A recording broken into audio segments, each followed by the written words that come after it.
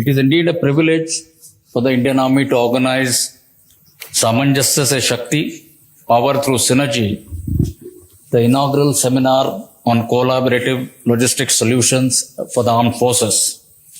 I wish to thank the Honorable Raksha Mantri and other distinguished guests, as well as the eminent speakers whose presence here this morning has added great value to our efforts and will enrich the proceedings today. The idea for a comprehensive and collaborating seminar on logistics germinated while deliberating on the shape and character of future wars, the evolving threats and the challenges to national security. Wars, as you would appreciate, are not fought between militaries alone. They remain a whole of nation endeavour.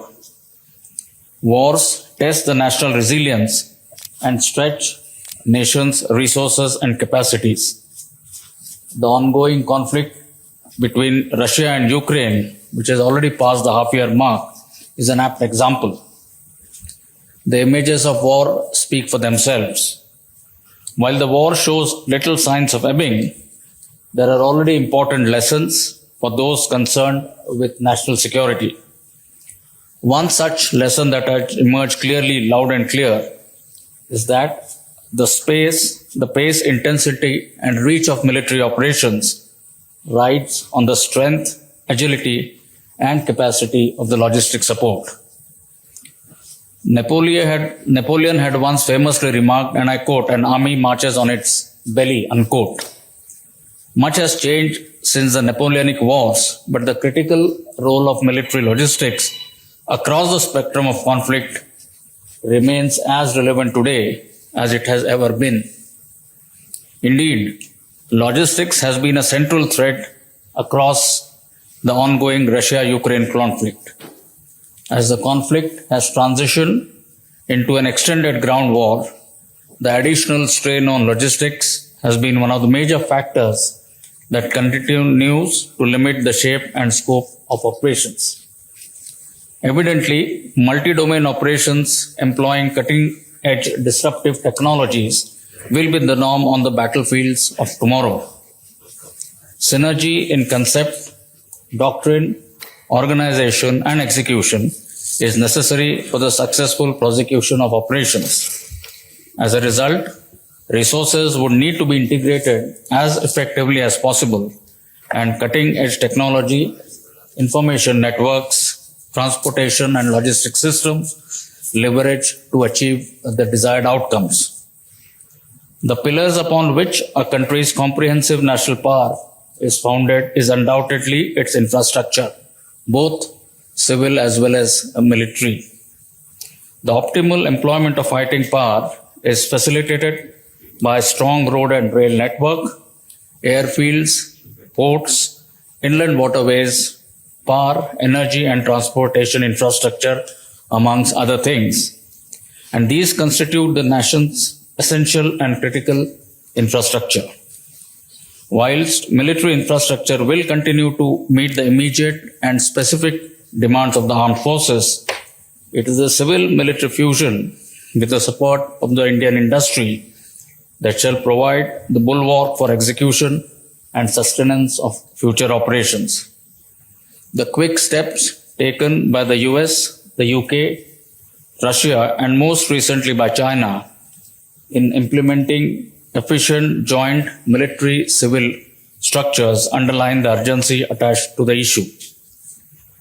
I am inclined here to mention the book titled Freedom's Forge by Arthur Herman to this learned audience.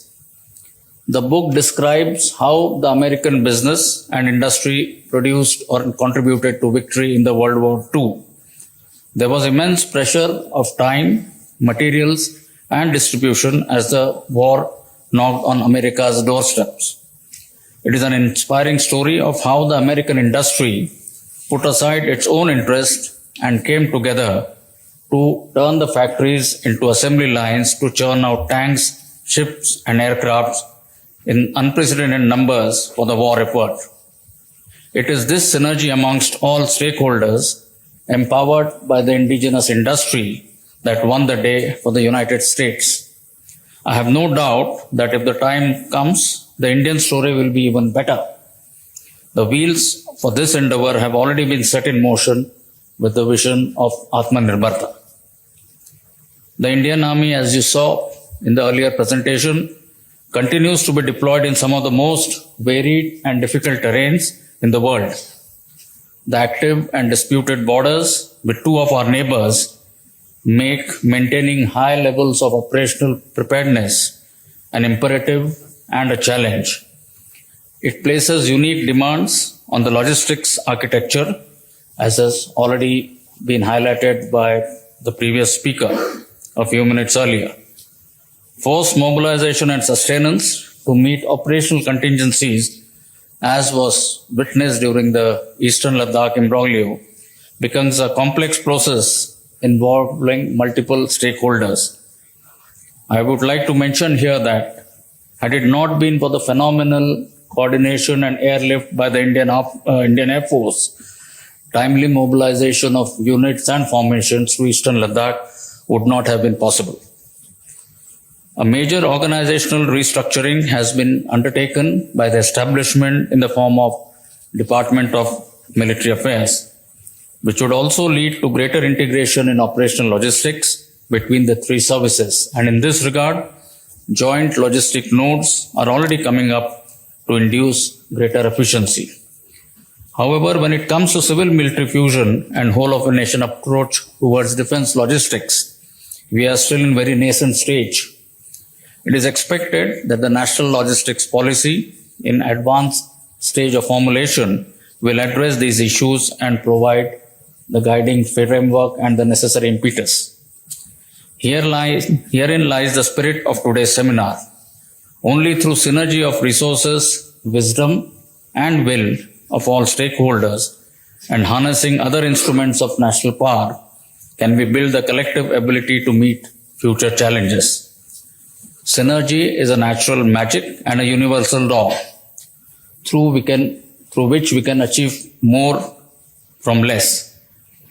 And when it comes to synergize civil-military logistics, it dramatically increases our capability to conduct successful military operations with much greater efficiency.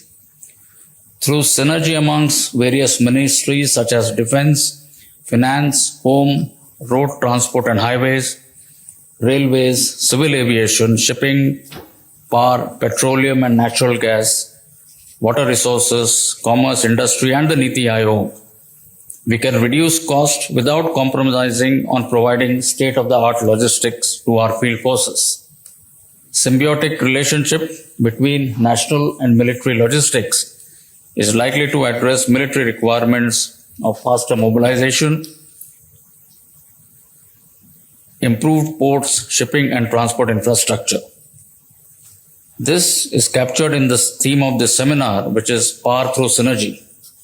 I am confident that the capabilities, standards and solutions discussed today shall offer valuable takeaways that go far beyond the military domain and inspire greater confidence amongst all stakeholders.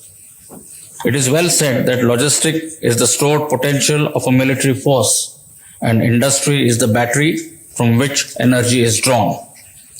Logistics has even been compared to a bridge connecting the national economy to the battlefield, where unprocessed resources, products and services are transformed through relationship and procedures to influence military outcomes. Industry is where logistics begins. In order to bring down dependency on imports and build an Atmanirbhar logistics architecture, the integration of logistics and industry is vital. We have made good progress in establishing an efficient defense industry setup, which has been ably supported by government policies.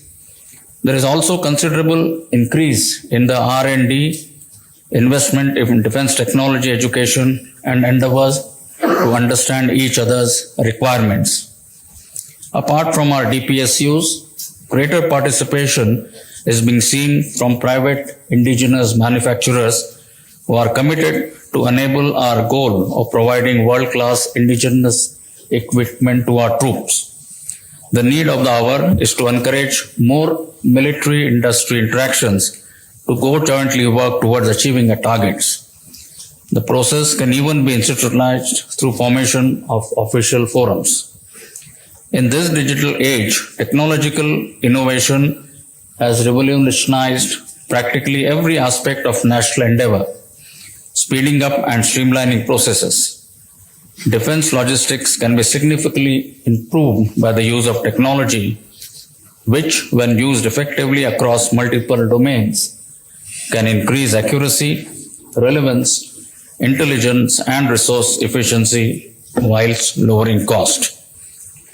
I would like to conclude by re-emphasizing that the essence of a sound logistics philosophy is to facilitate availability of the desired resources at the right time and right place. The synergy between various verticals of national power will significantly impact our operational reach. Very simply put, synergy is the power that expands through cooperation and collaboration. The power which is generated in cooperative endeavors far exceeds the capabilities of any individual, organization, or agency acting alone. I am sanguine that the experience and expertise of our eminent speakers today will offer us useful pointers in this direction. My best wishes to all the participants. May you have a successful and professionally fulfilling and rewarding seminar. Thank you and Jai Hind.